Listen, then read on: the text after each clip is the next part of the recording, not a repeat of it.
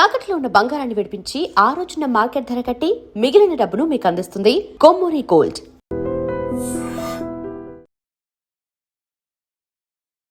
సాధారణంగా మనకి ఎవరైనా సర్ప్రైజ్ గిఫ్ట్ పంపిస్తే సంతోషపడతాం. కానీ యూపీలోని ఒక ప్రైవేట్ టీచర్కి మాత్రం ఇన్కమ్ ట్యాక్స్ డిపార్ట్మెంట్ ఏకంగా 2 కోట్ల రూపాయల సర్ప్రైజ్ నోట్ను పంపించింది.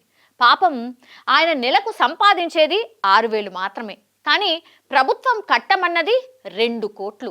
అంటే ఆయన సంపాదనకి ఆయనకు వచ్చిన నోటీస్కి అసలు ఏమన్నా సంబంధం ఉందా? అసలు ఈ టీచర్ గారి పేరు మీద ఢిల్లీలో 11 కోట్ల బిజినెస్ చేసిన ఆ అజ్ఞాత మేధావులు ఎవరు? మీ పాన్ కార్డు కూడా ఇలాగే ఎవరి చేతుల్లోనో నలుగుతోందా? ఒక్కసారి ఈ స్టోరీ చూడండి. సిద్ధార్థ్ నగర్ జిల్లాకు చెందిన ఓం ప్రకాష్ వర్మకు ఫిబ్రవరి 10న ఒక పోస్ట్ వచ్చింది. అది ఓపెన్ చేసి చూస్తే గుండె ఆగినంత పనైంది. దాదాపు 1,99,42,313 జీఎస్టీ కట్టాలని నోటీస్.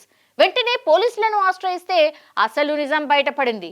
ఎవరో కిలాడీలు ఈయన పాన్ కార్డ్ నంబర్ వాడి ఢిల్లీలో ఓం ట్రేడర్స్, ఫరూఖాబాద్లో వర్మ ఎంటర్ప్రైజెస్ పేరుతో 2 కంపెనీలు పెట్టేశారు. ఈ కంపెనీల ద్వారా ఏకంగా 11 కోట్ల లావాదేవీలు జరిపి ఆ పన్ను భారాన్ని మాత్రం ఈ అమాయక టీచర్ మీద పడేశారు. పాన్ కార్డును ఎక్కడ పడితే అక్కడ వాడటం, వాట్సాప్లో షేర్ చేయడం వల్ల ఇలాంటి ముప్పులు పొంచి ఉన్నాయని అధికారులు హెచ్చరిస్తున్నారు. మీ జేబులో పాన్ కార్డు ఉంది కదా అని ధీమాగా ఉండకండి. ఆ నెంబర్తో ఎవడో ఒకడు ఢిల్లీలోనో ముంబైలోనో కోట్లు సంపాదిస్తూ ఆ ట్యాక్స్ నోటీస్ మాత్రం మీ ఇంటి అడ్రస్కి పంపిస్తాడు. అప్పుడు మీరు టీ తాగుతూ కూర్చుంటే ఐటీ అధికారులు మీకు చుక్కలు చూపిస్తారు. మరికొన్ని జాగ్రత్తలు తీసుకోవడం ద్వారా మిమ్మల్ని మీరు ఇలా కాపాడుకోవచ్చు. మీ పాన్ కార్డు పోయినట్టయితే వెంటనే డూప్లికేట్ కోసం దరఖాస్తు చేసుకోండి. కొన్ని నెలల పాటు ఆ కార్డు దుర్వినియోగం అయిందేమో చెక్ చేసుకోండి. బ్యాంకింగ్ యాప్లకు, లోన్ అప్లికేషన్లకు బలమైన పాస్వర్డ్లు పెట్టండి.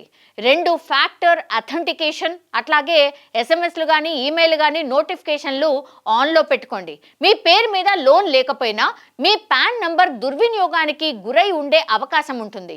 క్రెడిట్ రిపోర్ట్లో హార్డ్ ఎంక్వైరీలు ఉన్నాయేమో చూసుకోండి. అనుమానాస్పద సంస్థల నుంచి వచ్చిన ఎంక్వైరీలు కనిపిస్తే వెంటనే ఆ బ్యూరోకు ఫిర్యాదు చేయాలి. అండ్ ఇక్కడైనా మీ పాన్, ఆధార్ వివరాలను ఎవరికి పడితే వాళ్లకు వాట్సాప్ చేయకండి. మీ క్రెడిట్ రిపోర్ట్ను అప్పటికప్పుడు చెక్ చేసుకోండి. లేదంటే రేపు పొద్దున మీ ఇంటికి కూడా ఇలాంటి కోట్ల రూపాయల ఐటీ నోటీస్ లెటర్ వచ్చే అవకాశం కూడా ఉంటుంది.